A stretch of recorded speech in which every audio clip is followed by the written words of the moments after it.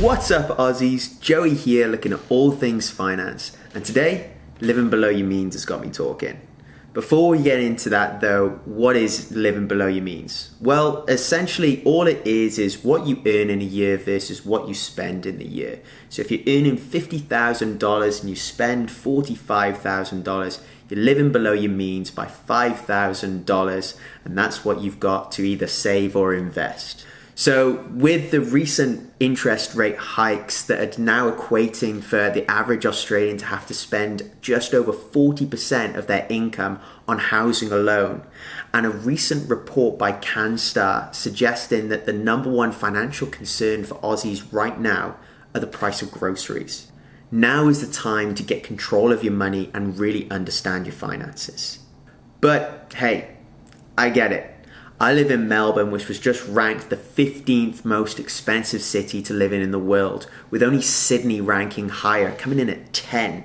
It can be difficult to know where to start. So firstly, what we need to do is we need to look at what the biggest spends are for the average person. And these tend to be housing, transportation, food, and entertainment. Secondly, we need to look at how we can save in these areas so we can live below our means. So let's get right into it. So, starting with housing, whether you own or you're renting a property, getting a roommate is a great way to save on expenses. In fact, a report that was done by flatmates.com.au as well as realestate.com.au suggested that you can save up to $16,000 a year simply by getting a roommate. Just be sure that if you are renting, check with the landlord and the lease agreement beforehand.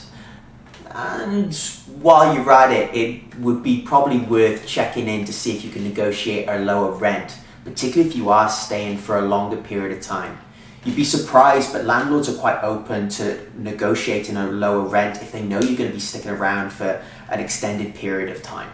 When it comes to owning or looking to buy a property, it's always worth shopping around for the best deal. You'd be surprised, but if you shop around for that best deal, you can save yourself up to about $2,000 a year. And over a 30-year loan period, you could save yourself a total of $100,000. In addition to this, when you do get a loan from the bank, don't feel like you have to use 100% of that loan. That way, if you are seeing interest rate hikes like we are seeing right now, you won't be stretched when you're making those monthly payments or preferably bi-weekly payments on your mortgages. I say preferably on bi-weekly because you can save yourself up to 5 years off of that 30-year loan mortgage simply by going bi-weekly instead of monthly. In addition to this, you can save yourself just over $50,000 on the entirety of that loan simply by making that change to bi-weekly payments. If you're not using that 100% of the loan, more often than not, you tend to get a smaller place. When you get smaller places, they do tend to have a lower mortgage repayment.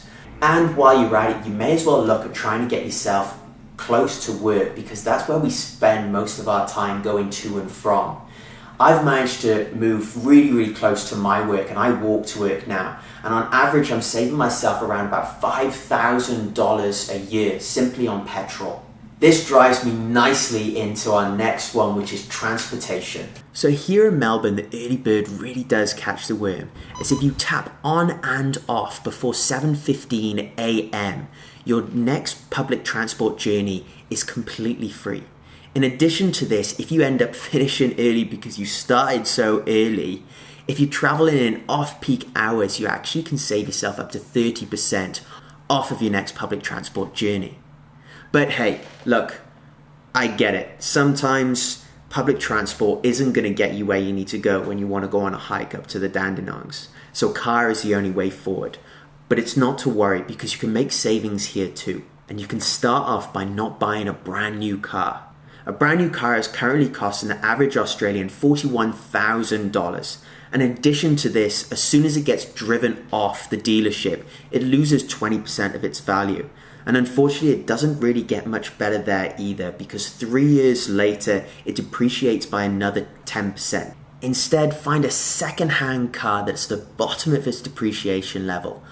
Buy it out in full. look after it, and you should be able to sell it for around about the same price as which you bought it for a few years later. This way you avoid those pesky loan interest rates that's currently costing the average Australian $166 a week, which works out to be about $8,000 extra a year.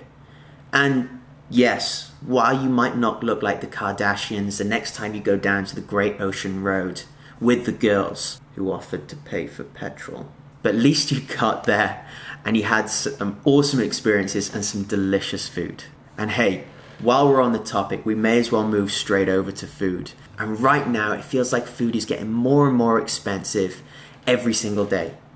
And at 9.2% inflation on food, at least we know it's not our imagination. But it's not all doom and gloom, because we can make savings here too. And it can be as simple as just shifting to where you shop. A recent report came out that suggested if you shop at Aldi as opposed to your traditional supermarkets, you can save anywhere between $1,500 and $2,500 a year. So the only stress you'll be having is keeping up with the cashier who just scanned every single item in your trolley faster than you can skip the next YouTube ads. But I digress. As you know, I live in Melbourne, where going out is a given and coffee is life. And I'm someone, while I love saving money and investing my money, I'm definitely someone that never wants to miss out on experiences.